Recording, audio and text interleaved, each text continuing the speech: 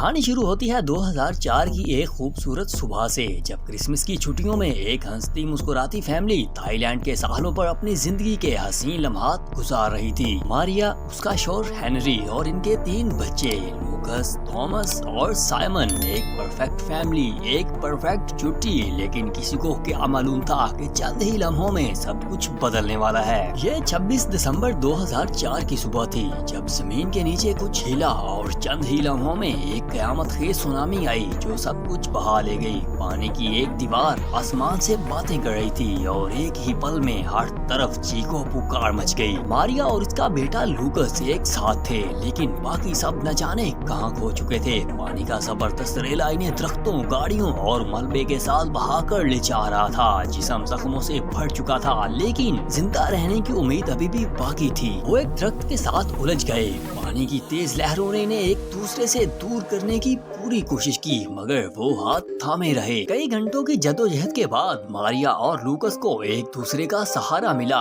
खून से भरा जिस्म, कमजोर हाथ और खौफ से कांपते दिल, लेकिन माँ बेटे ने एक दूसरे को मजबूत रखा। और फिर कुछ मकामी लोग इन्हें एक हॉस्पिटल तक ले गए, जहाँ जख्मियों की कतार लगी हुई थी। अस्पताल में जगह काफी कम थी। मरीजों के कराहने की आवाजें, डॉक्टर्स की परेशानी, हर तरफ खौफ का आलम था। दूसरी तरफ हेनरी अपने छोटे बेटों थॉमस और साइमन के साथ था। वो जिंदा तो बच गए थे, लेकिन एक दूसरे को ढूंढने के अलावा इनके पास और कोई चारा नहीं था। वो एक ऐसे जजीरे पर थे जहां हर तरफ तबाही का मंजर था। हर जगह बिखरी लाशें, उजड़े हुए चेहरे और अपनों को खोने का दर्द। हेनरी हर तरफ भागता रहा, हर शख्स से पूछता रहा, लेकिन कोई खबर ना मिली। दिन गुजर गए, हर लम्हा अजियत भरा था। वो बच्चों को महफूज जगह पहुंचाकर खुद मारिया और लूकस को ढूंढने निकल गया। दूसरी जानब हॉस्पिटल में मारिया की हालत बिगड़ती जा रही थी। लूकस अपनी मां को बचाने की पूरी कोशिश कर रहा था, लेकिन तिबी सहूलियात महदूद थी। वो हॉस्पिटल के इर्द गिर्द घूमकर मदद मांगता रहा। हॉस्पिटल में हालात बहुत खराब थे। कई मरीज अपनी आखिरी सांसें ले रहे थे, डॉक्टर्स थक चुके थे और दवाइयाँ खत्म हो रही थी। वक्त गुजरता गया, लेकिन फैमिली के एक होने की उम्मीद अभी भी बाकी थी। हेनरी ने हर जगह मारिया और लूकस को ढूंढा, लोगों से पूछा, लिस्टें देखी और आखिरकार एक हॉस्पिटल में मुआवजा हुआ। हेनरी को एक शख्स ने हॉस्पिटल के बारे में बताया, जहां गैर मुल्की जख्मियों को रखा गया था।